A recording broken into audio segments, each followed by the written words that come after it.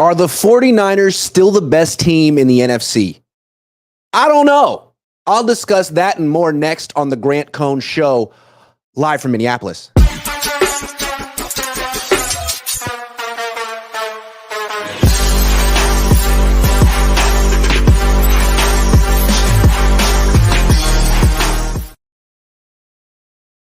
Good morning. Welcome to the Grant Cohn Show, powered by BetUS, sponsored by BetUS, the number one sports book in all of our hearts. I'm on a little early today because I'm still in Minneapolis. I'm flying out tonight, 2 hours ahead here, and I have to check out of the room soon. So figured I would do a stream now. Going to do a stream with Ryan later once I find a place to do that, which I should be able to do in this glorious, wonderful city that I love so much. Are the 49ers the best team in the NFC still? That is the question. They're 1-1. If the season ended today, they would be the 10th seed in the NFC, which is not going to cut it. New Orleans 2-0, Minnesota 2-0, Seattle 2-0, Tampa 2-0. Those are four undefeated teams, as well as Philly that they play tonight. They're 1-0.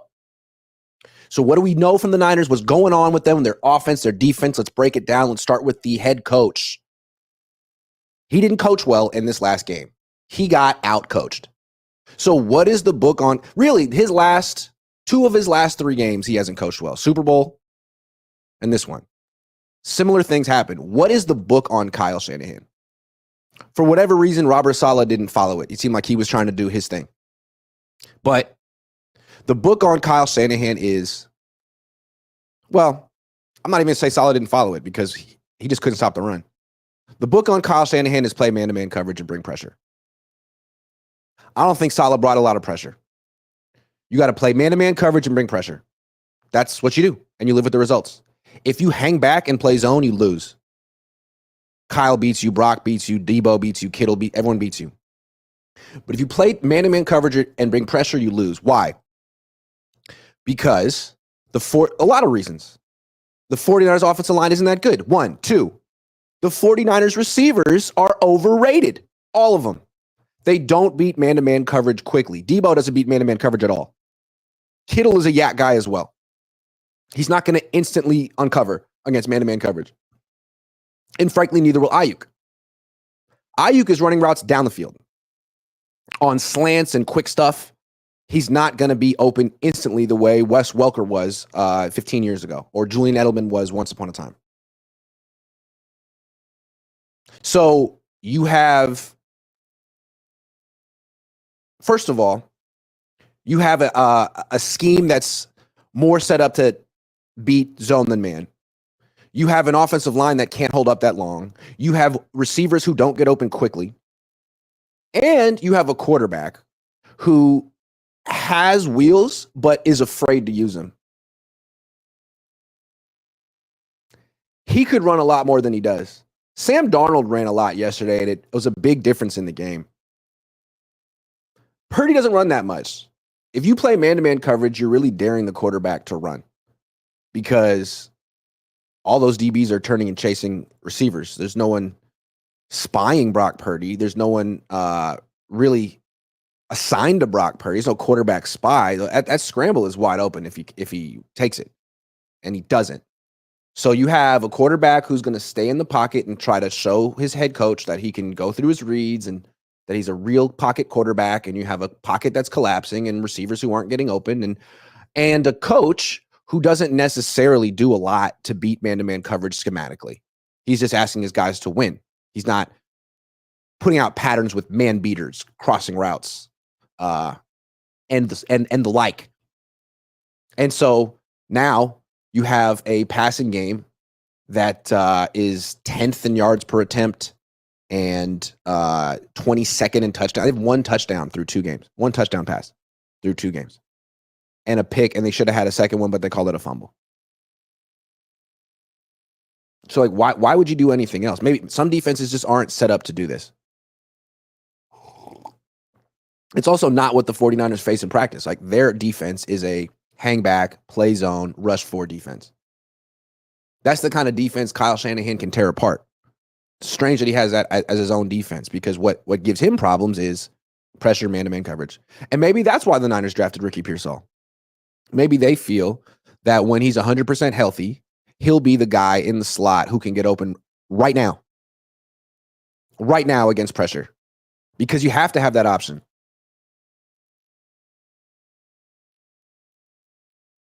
And yeah, Christian McCaffrey helps, but we've seen the teams use this strategy against the Niners with McCaffrey on the field and still hold them to like 19 points and win. I mean, the Vikings did this to the Niners last year with McCaffrey on the field.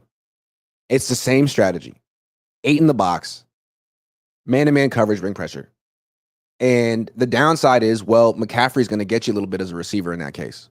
Who cares? That is not where he's going to win the game as a receiver. You live with that.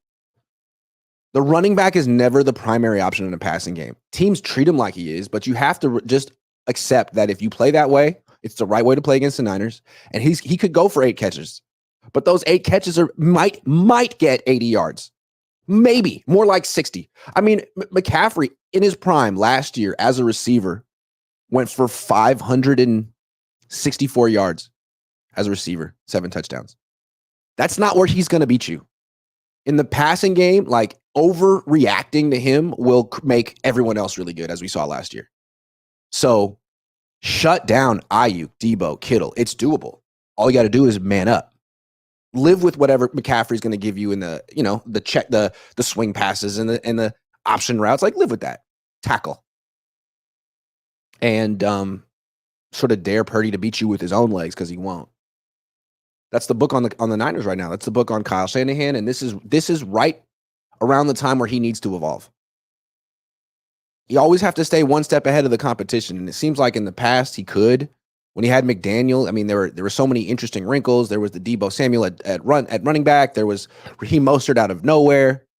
Then McDaniel left, and they were running out of ideas. They traded for Christian McCaffrey. That gave him endless ideas. Now he's hurt. Now even with McCaffrey, the book is out. Play man-to-man coverage. Don't worry about him. Don't over stress about him as a receiver, because there's only so much damage a check down can do.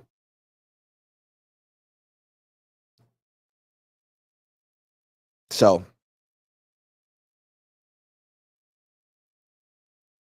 we'll have to see. Someone says Pearsall can't beat press man. Yeah, it's true. They really do need someone who can beat press man, and I'm not sure who it is. So that's what's going on. Let's talk about Brock Purdy, though. What is wrong with Brock Purdy? He's not playing like the Brock Purdy we saw last year. Let's compare the numbers. Brock Purdy this year and last year. Last year, he led the league in quarterback rating and yards per attempt and touchdown percentage. Touchdown percentage was 7. That means on 7% of his throws, he threw a touchdown. The year before, 2022, 7.6%, and that was over 5 starts. So he was a touchdown machine. 9.6 yards per attempt last year led the league. 13.9 yards per completion led the league. 113 quarterback rating led the league. This year, 2 games. Completion percentage of 72.3, up from last year, 69.4. That's great. So he's essentially, he's making tight window throws. He's accurate. Yards per attempt down to 8.5. Touchdown percentage down to 1.5. 1.5. His 1 touchdown in 2 games. That's very un-Brock. And his quarterback rating is 96, which is nothing special. Let's see where he ranks in terms of quarterback rating right now. I'm just giving you stats as context. I'm not just going to give you a stats analysis, but just so you know, he's currently 9th in quarterback rating behind Jaden Daniels and Geno Smith and Sam Darnold and Kyler Murray. So it goes Derek Carr 142. We're going to come back to Derek Carr. What's going on with the Saints is very interesting. Baker Mayfield 129, Josh Allen 124, Kyler Murray 122, Sam Darnold 111, CJ Stroud 104, he's good. Geno Smith 97, Jaden Daniels 97, Brock Purdy 96, Joe Burrow 95, Justin Herbert 95, Gardner Minshew 95.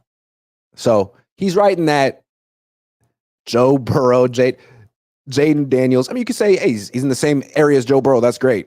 He's also in the same area as Gardner Minshew, and he has a worse quarterback rating than Geno and Jaden Daniels and Sam Darnold. It seems to me that what's going on with Purdy is similar to what happened to Jimmy. His numbers right now are very Jimmy. 1-to-1 TD, high completion percentage, but no touchdown production, struggling to score in the red zone, lots of sacks. How about that one? Can we get the sack numbers? Sack percentage, Brock Purdy, 11.67. So that Trevor Lawrence, 12, that's the most. Caleb Williams, 12, that's the second most. Jaden Daniels, Gardner Minshew, Brock Purdy. So his sack percentage, fifth most in the league. He used to be so much better. Last year, his sack percentage was 5.9. Now it's up at 11. So that is, I think, something we need to talk. Why is he suddenly getting sacked twice as much as last year? You could say, okay, well, he doesn't have Christian McCaffrey. That's probably part of it. That's probably part of it. Having the best check down option in the league helps you avoid sacks. But I also feel like Purdy is doing the thing that Jimmy started doing under Kyle, which is just stand still and play like a robot. What we liked about Brock was his improvisational ability, his playmaking ability, his ability to spin away from pressure and extend a play and use his legs to run or throw downfield.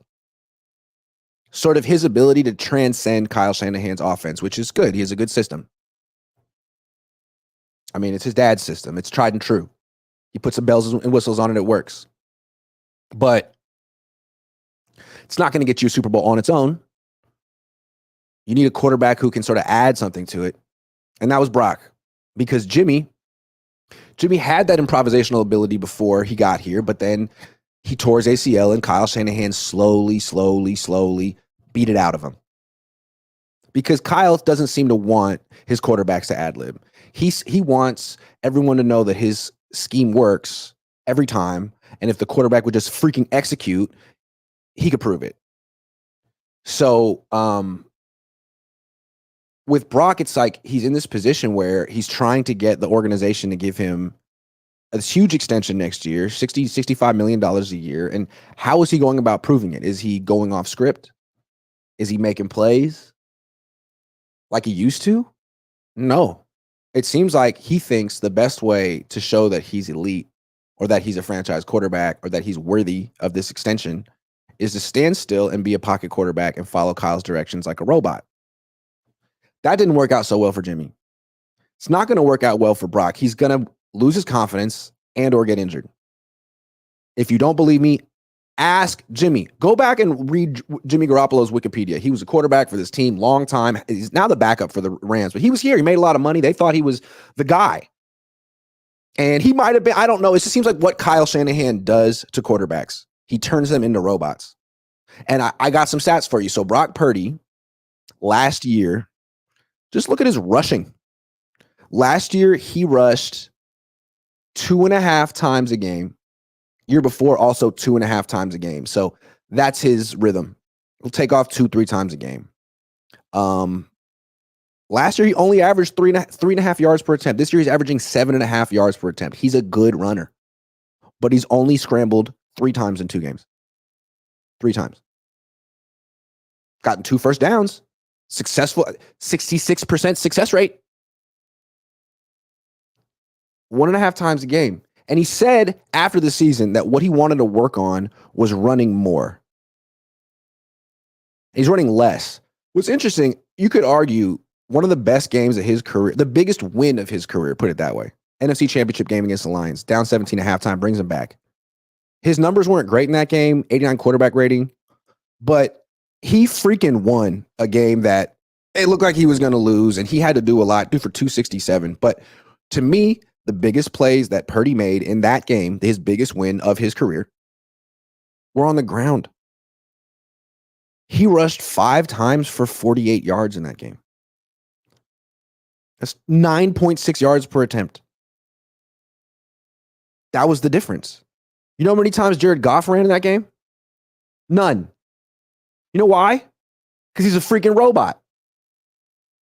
And that's who Purdy's turning into right now. If he's not going to run, he's just going to be Jared Goff. He's not freaking Peyton Manning. He can't stand in one spot. He's not Tom Brady. He can't win like that. Sam Darnold was better than him yesterday. Straight up. Sam Darnold was less of a robot than freaking Brock. And Brock's responsible. It's his life. It's his career. But it does seem like this is Kyle's pattern. He does this to his quarterbacks. And I don't know Kevin O'Connell, but it seems like he's a good coach who gets the best out of his guys and doesn't wear them down mentally and allows them to play free and confidently. Similar system. I mean, it's essentially the Rams system, but just his temperament as a coach seems to be great for the quarterback. It seems like, I mean, do you think Kyle would be able to do this? What the Vikings are doing right now with Sam Darnold, would Kyle be able to do that with Sam Darnold if he was the coach, if he was the quarterback here? I don't know about that. So with Purdy, I don't know what he's doing, but Brock, if you're watching, you need to run. Because you trying to like do everything Kyle says isn't going to get you paid. He's going to use it against you. You're going to have a down season and you're going to say, well, you understand, right? Like I was just executing, following directions. And he's going to be like, no, you made my offense look bad. It's your fault. He needs to make plays, dude. The whole like 6 sacks in a game. A lot of those sacks happened when he was hold the ball a long time, not moving. Run. You can do it. You're good. You're fast. I don't understand this problem. Will Kyle not let you? Then screw him. You think Steve Young wouldn't scramble because his coach told him he wanted to pass more? Like all his coaches told him they wanted him to pass more. Let's look at Jeff Garcia numbers. These are quarterbacks, Jeff Garcia, Steve Young, guys who were handpicked by Bill Walsh. Bill Walsh liked his quarterbacks to run sometimes, especially if they're facing man coverage. That's wide open. So Jeff Garcia, older than Brock Purdy with the Niners, 3.5 attempts a game, 4.5 attempts a game, 4.5 attempts a game, 4.5, 4.3. Like that's how you should be running 4 or 5 times a game. NFC Championship game, you ran 5 times. Steve Young, how many times did he scramble? 8 with Tampa, 5.5. Then he comes to the Niners, 87, 3.5, 2.5, 3.5, 2.5, 91, 6, 92, 4.5. He's the MVP. 93, 4.5, 94, 3.5. I mean, 95. He's 34 years old. He scrambles 4.5 times a game. Let's look at Patrick Mahomes. I'm not saying that he needs to be Lamar Allen or Lamar Jackson or Josh Allen or Lamar Allen for that matter. Mahomes, how often does he rush? This is Andy Reid's guy. 7 attempts a game, 3.5, 3.8, 3.1, 4.1, 3.9, 3.6, 4.7, 3. Like never less than 3 attempts a game for a season on average. Those are big plays. A big reason the Niners lost the Super Bowl is because Mahomes ran 9 times for 66 yards. He was their running game. He was their leading rusher in that game. Mahomes. Pacheco did jack shit in that game. 18 carries for 59 yards and a fumble. If Mahomes didn't run, they lose. Simple as that. If Mahomes played that game like Purdy did, they fucking lose.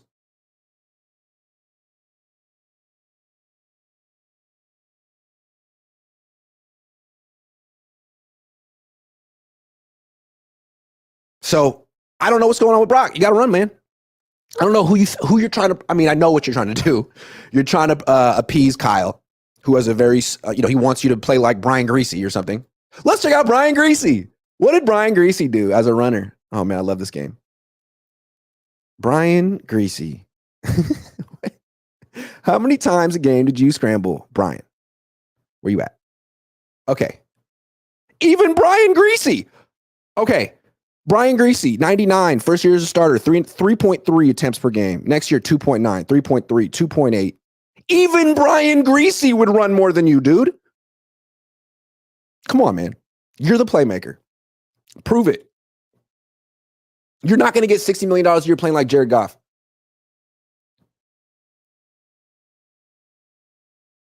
A lot of those sacks are on you because you're standing still like a robot. He's starting to do the thing Jimmy did, man. Jimmy would just stand there like someone was playing Madden and dropped the controller, or the controller ran out of batteries. What's going on? Can't you think for yourself? You used to think for yourself. Now you're like, what did Kyle tell me to do? If I do that? If he keeps playing like this, they cannot pay him. I mean, they have a problem.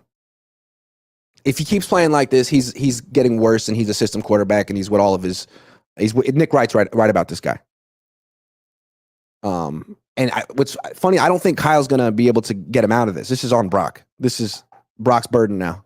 How do you want to play? Are you going to be like a people pleaser for Kyle, or are you going to say this is my career and it could go down the tubes right now if I don't make a decision about how I want to play? Oh, Kyle's going to chew me out if I don't throw the 7-yard out to Jawan Jennings and I actually extend the play and get the ball down the field. I'm the one on the field. I'm the one that has to live with these results. I want to, I mean, like, dude, you want $60 million a year? You need to have some of that attitude, because Steve Young had it. Peyton Manning had it. Tom Brady had it. The attitude is, this is my freaking team. And Kyle, you're important. You drop the plays. I respect you. You're my coach, but it's my team, not yours. I'm more important than you. So whatever decision I make on the field is the right decision, because you've empowered me. I make more money than you. I'm going to be here longer than you. I'm the guy. So I appreciate your input and you putting me in positions to be success, but you don't ever second guess my decisions, because I'm the one in the heat of battle, not you. And frankly, Kyle, your decisions suck. You have demonstrated time and time again that you can't make decisions under pressure in the flow of a game, especially in the second half. You can't do it. So just let go and trust me. If he can't do that, then he's not the guy. And so far, through 2 games, he hasn't done it. He's got a long way to go. But that's the assignment for Brock. Step up. Channel some Steve Young right now, because you're playing like Jared Goff. Meanwhile, Sam Darnold's over in Minnesota playing like Steve Young. Noah Woods, 99 cents. Thank you very much, Noah Woods. This loss is alarming only because of Sam Darnold. I mean, look, Sam Darnold isn't good. We saw it. We know Sam Darnold. He threw that pick yesterday. It was awful. But you got to admit, the coaches in Minnesota have done a much better job managing their quarterback than the Niners did with Brock. They had Darnold on the move. They had the ball coming out of his hands. All with freaking Jalen Naylor and Ty Chandler and some tight end I've never heard of, and Justin Jefferson for a few quarters. Really good coaching staff over there in Minnesota. Boxing Fan Times 4 says, be a leader, go into business for yourself at times. Says Boxing Fan Times 4. Okay, what is wrong with the 49ers passing game? The running game is really good right now. Jordan Mason, second leading rusher in the league after J.K. Dobbins, who had a very long run. Right now, the most dominant running backs in the league, just in terms of sheer volume, are, him and Josh Jacobs. Hold on, let me get the rushing stats real quick.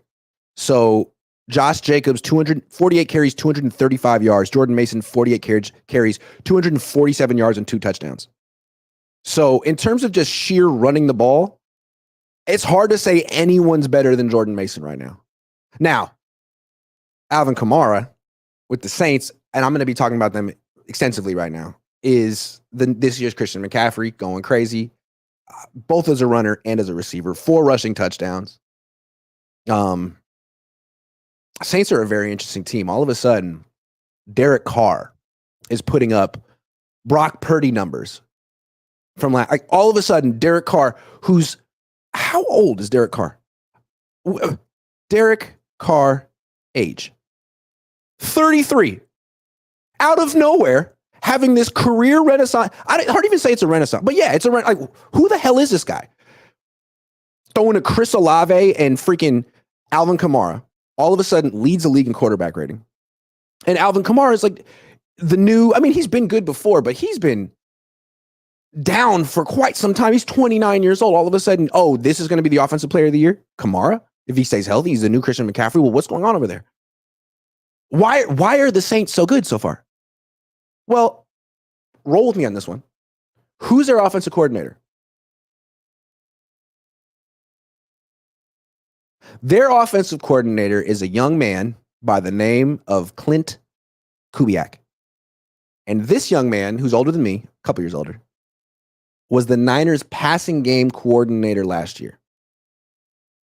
And all I know is that when Clint Kubiak was on this staff, each of the last 2 years, I mean, when was Clint Kubiak, when did he come to the 49ers? Clint Kubiak Wiki. He came to the 49ers in 2023. He was just there for 1 year. Pass game coordinator, Brock Purdy leads the league in passer rating and touchdown percentage and yards per attempt. Now, Clint Kubiak over in New Orleans, Derek Carr leading the league in passer rating, touchdown percentage, yards per attempt. That is very interesting. That is very interesting. It almost seems like this Clint Kubiak guy, Gary Kubiak's son, is good. And I know you're thinking like, well, what are the odds? Mike Shanahan's son, Gary Kubiak's son, they're both good. Yeah, it seems like maybe this Clint Kubiak guy is like kind of like Kyle, a guy who grew up around the sport. His dad was an all-time, a Super Bowl winning play caller. And he's almost approaching 40. Like Clint Kubiak is right around the 38, I want to say. It's about the age that Kyle was, and he became the Niners head coach. So maybe he took the things that he learned from his dad and from Kyle, his experience with Brock and Christian McCaffrey, brought it down to New Orleans, and wow, it's making a big difference. Meanwhile, Niners don't have Clint anymore. Instead, they have Clay, Clint's little brother, Clay Kubiak, who was calling plays in the preseason, and now he's in charge of the Niners passing game. He's not technically a pass game coordinator. Clint had that title. Clay Kubiak is a passing game specialist, which feels like a step down because it's not a coordinator technically. I think if you're called a coordinator, you get more money. And you're one step closer to becoming an actual play caller for the next team. Clay Kubiak is a specialist. And so far, his specialty doesn't seem so special, frankly. I mean, Purdy's numbers down. Everyone's numbers are down except for Jordan Mason's. So it's possible that what has made Kyle so good is his coaching staff. He has this endless supply of good coaches who will work with him because, again, like he knows his dad's system. He knows it better than anyone. And he has this network of coaches, again, through his dad and through Gary Kubiak, that all need to start, that all want to work with him. And that's great. But over time, they've gotten poached. I mean, one after another. And you don't have an endless supply of good coaches, although it seems like he had for years, right? I mean, half the league is populated with his former assistants. Give him credit. But now Clint Kubiak's gone. Bobby Slowick's gone. Mike McDaniel's gone. A lot of guys are gone. And you got, 34-year-old Clay Kubiak in his first year as a pass game coordinator. You got Mick Lombardi, who was with Josh McDaniels in the past, doesn't come from this coaching tree at all. And, sacks are up. Yards per attempt are down. Touchdowns are way down. Efficiency is way down.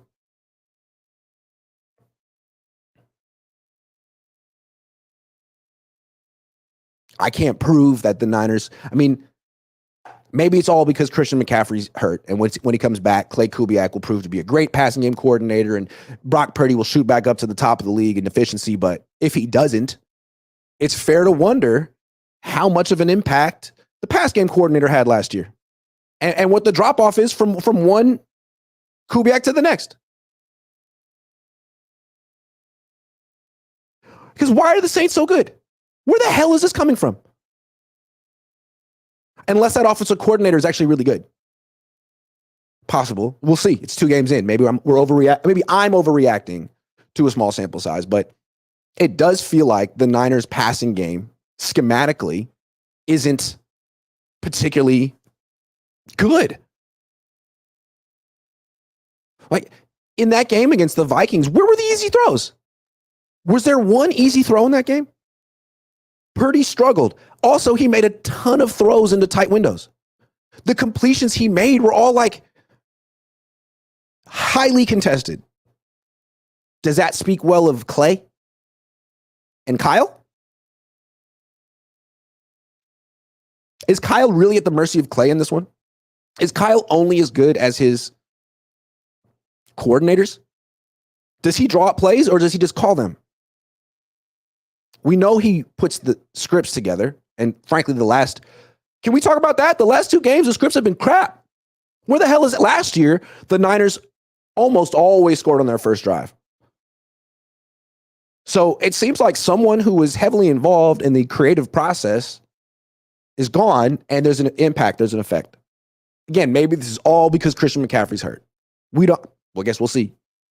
But it might also be because they lost a key member of their offensive staff. Don't you hate when you run out of coffee and you're like, couldn't there be more in here? But there isn't. It's all right. It's life. That's life. And in that spirit, I think we should check out a little Bet US action. See what's going on around the league. Let me just log in real quick so I can make some wagers here. And don't play with me. Don't play with me. Bet US. There you go. Okay. Football. Click in there. And then I'm going to go to week 3. Let's check out week 3. Okay. Where the Niners at? Here. 8-point favorites over the Rams. 8.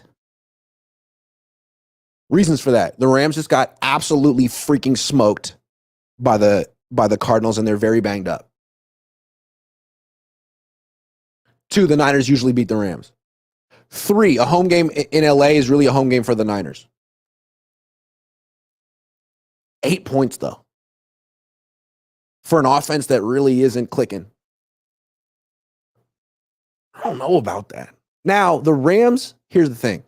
The Rams can't stop the run unless let's dive into this. I'm curious. Rams stats. 8 points. The Rams can't stop the run. I'm looking. I'm seeing right now they are giving up 5.5 yards per carry. That's not even serious. 5.5 yards per carry they're giving up. Okay. So they can't stop the run at all. They gave up 163 and a touchdown on the ground week 1, and then 231 and a touchdown on the ground, I believe, week 2.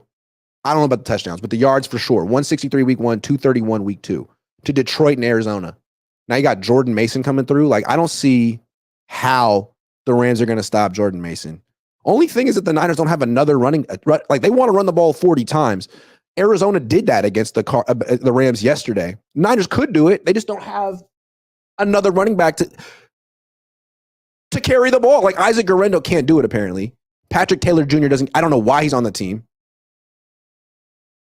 Brock Purdy won't run. Deebo Samuel doesn't do that anymore. So, yeah, they should win, but by 8? I don't know about that. That seems a lot. I'm going to say no. On principle, that's too much. No, sorry. Jacksonville and Buffalo, Jacksonville sucks for sure. What else we got? Dallas, Baltimore. Those 2 teams suck. Arizona and Detroit. That's an interesting game. Arizona and Detroit. Did Detroit lose at home last night? I want to know. Did Detroit lose at home? Yeah. Wow. Interesting.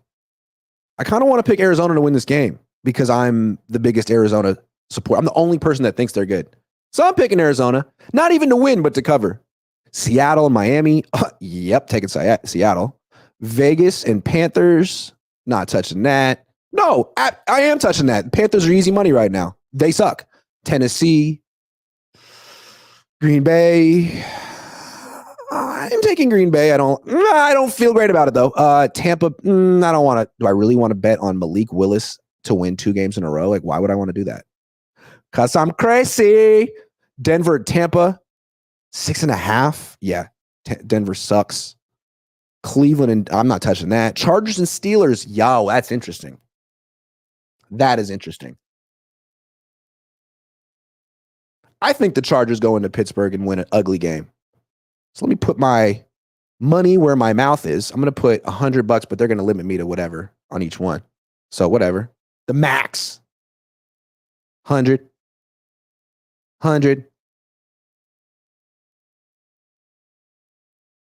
These are all the right picks, by the way. 100. Dang. 100. I made heck of picks. 100. Okay, here we go. Place my bets. Risking 437 to win 402. I mean, you got to do that. That you can't pass that up. See what I'm saying? And in addition, go to BetUS and receive 150% bonus on your first 3 deposits up to $2,000 with code YouTube150. Okay, I got more things to talk about with the Niners. What's up with their defense, though? We're talking about their offense. It's not quite the same. Brock Purdy isn't the most efficient quarterback in the league anymore, but what's up with the defense? Let's get some stats for the defense, shall we? I think we freaking shall. Okay. SFO. Here we are. Defense. Currently ranked 15th in points allowed and 20th in yards allowed. That ain't great. Giving up 6.5 yards per play, not good. Giving up 5 yards per carry. Horrendous. 25th in the league. And giving up a third down conversion rate of 59. Let me see. Hold on. Total defense. I want to get this where it ranks. Third down conversion percentage. Niners are 15. That's second worst in the league. Worse than Carolina. Worse than Carolina. Last year was 42, which was bad. And a big reason that Steve Wilks got fired. You have this great defense. How come you can't get off the field on third down? Oh, what did they say? Well, the pass rush and the coverage weren't tied together. Steve Wilks didn't understand how to tie it together. Nick Sorensen gets it. I never understood that. Like, Nick Sorensen was on Wilks' staff.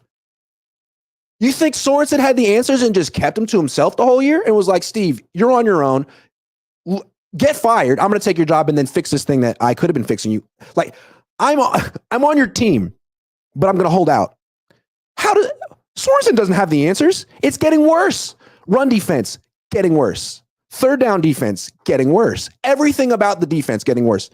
And they faced old-ass Aaron Rodgers and Sam Darnold so far. They're going to face better offenses than the ones they've faced so far.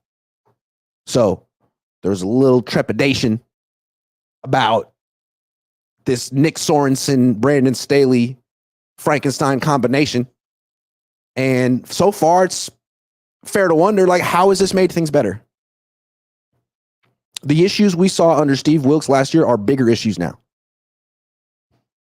Pass rush seems okay. I mean, Nick Bosa, great player. Fred Warner, great player. Charvarius Ward, usually a great player. Didn't have his best game yesterday, gave up a touchdown, but when he's challenged to shadow number 1 receivers, he does that very well. He rises to the occasion. They haven't asked him to do that yet. So it seems like teams are able to run the freaking ball whenever they want. Sam Darnold, I mean, quarterbacks can scramble. Backup running backs can average 8 yards a carry. Ask Ty Chandler. And in the passing game, you got so many guys you can target. The safeties, both of them. The number 3 corner, Yadam. The 2 linebackers who aren't Fred Warner. There's options. You just pretty much stay away from Warner and Lenore and Charvarius Ward as much as you can. Which still leaves you 2 linebackers, 2 safeties, and a corner. 5 potential coverage guys to go after. Just avoid 2. 3. I didn't count right. But you know what I'm talking about.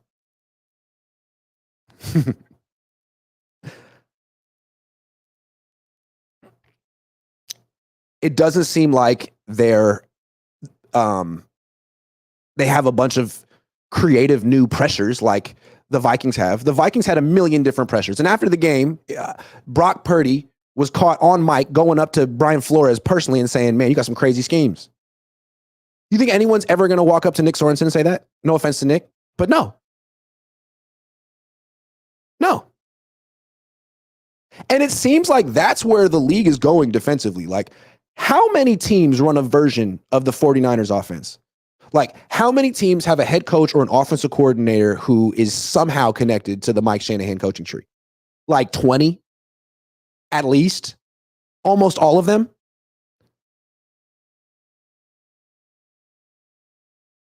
Well, if that's going to be the dominant offense in the league in the 2020s, then this is going to be the dominant defense in the league. No more of that Pete Carroll, rush 4, play conservative, zone defense, keep everything in front of you, don't give up the big play. Like, that's what the Niners do. That ain't it anymore.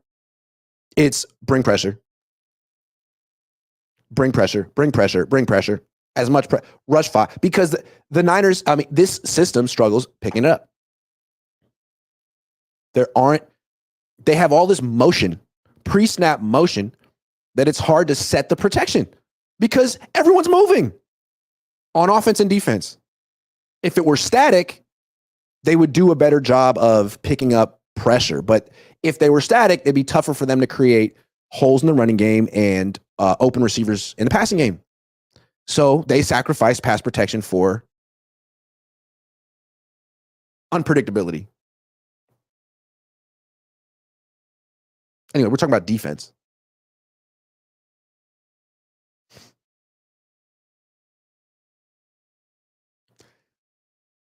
It's fair to be concerned about Nick Sorensen at this point, man. You just made Sam Darnold look really good. And the only reason the Niners didn't give up 30 to the Vikings is because Fred Warner made one of the most incredible plays you will ever see. That forced fumble at the goal line, who makes that? Fred Warner probably makes that play 1 out of 100 times. That was like the hand of God coming down from heaven to punch that ball out. Had he not done that, that's a touchdown and the Niners lose 30-17. So it's hard to say that Nick Sorensen's doing great. Like, Fred Warner's doing great. Fred Warner's having his best season. He's got 3 forced fumbles already. Like, he could win the defensive player of the year if he keeps this up. He gets another All-Pro this year. He's going to be a first ballot Hall of Famer. He's got the longevity plus God. But that's not enough. It's not enough. Having Warner and Bosa and like Malik Collins, Javon Hargrave, Leonard Floyd, what the hell do they do? Are they good? They couldn't keep the quarterback in the freaking pocket yesterday. Can we get that? Like, what did Darnold do? Hold on. I want to get that. Here we go. Darnold ran 5 times for 32 yards. Purdy ran twice for 12. They both averaged 6 yards a carry. One guy just was actually like took the opportunities when they showed up. The other guy didn't. Another thing, when you bring pressure, this is something nice to talk about with Saleh. Because he doesn't like bringing pressure unless he absolutely has to. But one of the things I like about bringing pressure, even if you don't sack the quarterback, if the quarterback likes to scramble, it makes it harder to scramble. Because think about the offensive line, the gaps. If you rush 4, there's always going to be one gap that the quarterback can escape through, one of the B gaps. But as soon as you bring a 5th guy, everything is covered up. And it's hard to step up and out of the pocket, if not impossible. If everyone stays in their rushing lanes, you can't go up and out of the pocket. The only way to scramble against a 5-man rush is to run back and out. And if you got some 4.5 speed on the edge, which a lot of teams do, like, good freaking luck doing that. So the Niners don't like rushing 5. It's not really what they do. They want to play sound defense, whatever the hell that means. But forever, they've been getting gashed on the ground by mobile quarterbacks since the Harbaugh years. Never could ever contain Russell Wilson. Not never. Because they want to play sound defense and rush 4. Great, man. You got all your zones covered up. It's very hard to get those explosive plays through the air. You got a lot of checkdowns, but the quarterback can run. And he does. And it kills you in Super Bowls, in big games. You have 3rd and long, and then boom. Malik Collins and Javon Hargrave run past the quarterback. Like, who do you think you are? Javon, you're going to have 5 sacks this year. Malik, you're going to have 4. One of you two needs to have a controlled rush in the A gap. Neither of you should be rushing past the quarterback. There was a play yesterday where both of them rushed past Sam Darnold. He was like, well, I guess I should just rush for 20 yards then. I mean, if they're just going to give it to me.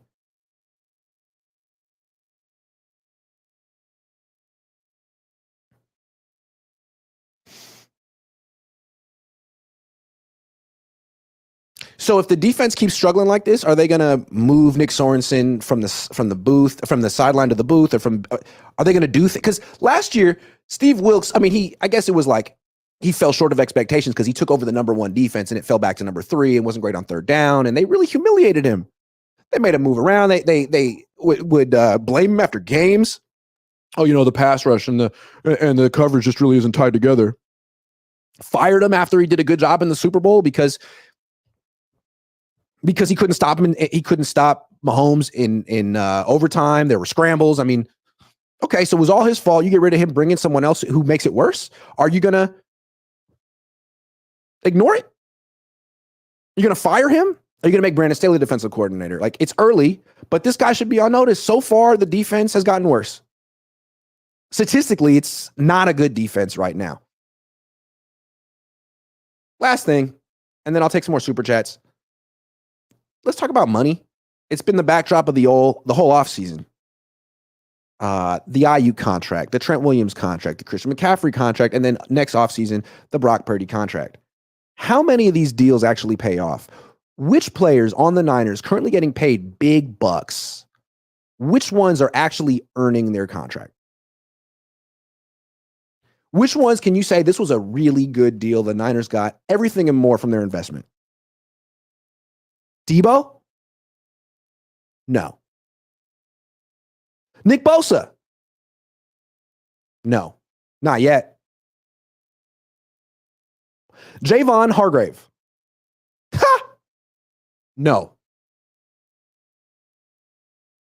Brandon Ayuk? Absolutely not. Trent Williams? Not this year. Christian McCaffrey? Not this year. George Kittle? He has. For $15 million a year to be that good of a tight end, I think he absolutely has earned his extension that he got, 4 years ago? Yes. Fred Warner? Abso-freaking-lutely. And then some. He's not getting paid enough. That's a guy who should be making $30 million a year. That's a $30 million a year impact, what Fred Warner does. I don't give a damn what position he plays. That's what that's supposed to look like. From professionalism to leadership to impact against the run, in all phases. That should be, it's your best player on your defense, your best player on your team. Yes, he's earning his contract. That's 2 of 8 guys. No on Debo, no on Ayuk, no on Christian, no on Trent. No on Bosa, no on Hargrave. That's 6 guys. Which brings us to Brock. They could give him $60 million a year and say, we like Brock. He's our franchise quarterback. Just ignore the fact that, his numbers fall off when he doesn't have Christian McCaffrey or Debo or when he has 5 All-Pros around him instead of 6, his numbers are way different. Ignore all that and just hope that this is the right deal. I mean, you could do that, but then you end up like there's a lot of teams that regret giving these these contracts out. A lot of teams.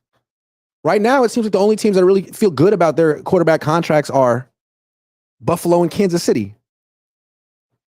Are the Ravens really feeling good about what they're paying Lamar Jackson? I mean, yeah, he won an MVP last year, but he sucks in the playoffs, and they're 0-2.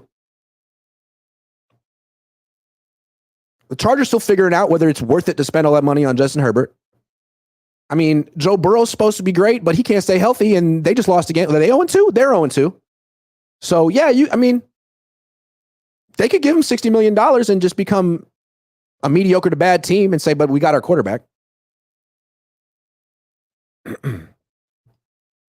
If he's going to finish this season with like modest numbers, right now his quarterback rating is 96. If that's where he ends up this year in like Gardner Minshew, Geno Smith territory, I mean, he ain't getting $60 million. If he's going to be among the league leaders in sacks and he's not going to run, he's going to be looked at as a system quarterback who had a good year and couldn't sustain it. For whatever reason, Clint Kubiak left. Christian McCaffrey got hurt. He got figured out. Kyle got figured out. Whatever the excuse is, he ain't going to get the money. So I don't know. I mean, for him to show that he's actually worth $60 million, I don't know.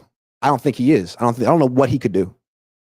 Play like last year, man. Like actually ad-lib, make some plays. Because right now, it's looking like he's making, in terms of big plays, more bad ones than good ones. Darnold was the opposite yesterday. Darnold's earning his deal with the Vikings. Baker Mayfield's earning his deal with the Tampa Bay Buccaneers. Derek Carr's earning his deal with the Saints. And Brock is absolutely earning his deal with the Niners because he's making minimum wage. But if he were making $60 million right now, people would be freaking out about what he's doing. That's what people don't realize. The perception around players changes so fast. Like when Ayuk was on his rookie deal last year, everyone talked about the future with him. Oh my God, think about how he's still improving. And as soon as you get paid the money and you have one bad game, everyone's like, well, he's not worth it. You're not thinking about improvement or upward trajectory anymore. He's there. He's in his prime. This is it. And he can't deliver. That Ayuk deal looks atrocious, man. $30 million a year for a guy who had one good year, one special year.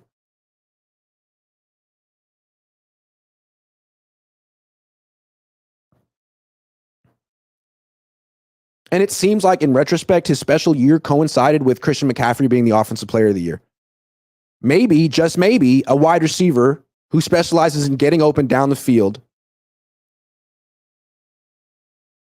really benefits from a check down running back who draws all the attention to the pass coverage. Maybe once you take Christian McCaffrey off the field and the eyes actually go to Brandon, it's like, this is who you are, because that's the situation that Justin Jefferson's in. It's not like when Justin Jefferson's on the field in Minnesota, the defense is like, yeah, but we got to stop Aaron Jones today.